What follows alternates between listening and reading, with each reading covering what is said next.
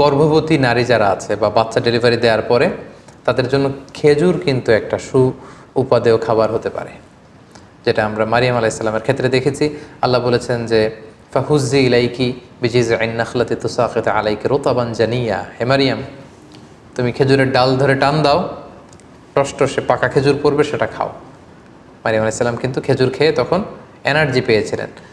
So গর্ভবতী নারী কিংবা সন্তান জন্মদানের পরে একজন মায়ের জন্য খেজুর একটা চমৎকার খাবার হতে পারে, কারণ এটার মধ্যে ভিটামিন B6 আছে, এটার মধ্যে কপার আছে, এটার মধ্যে অনেক ধরনের উপাদান আছে। বিশেষ করে খেজুর হচ্ছে ফুল অফ ফাইবার সমৃদ্ধ একটা খাবার, যেটা আপনার এনার্জিকে বুস্ট করবে।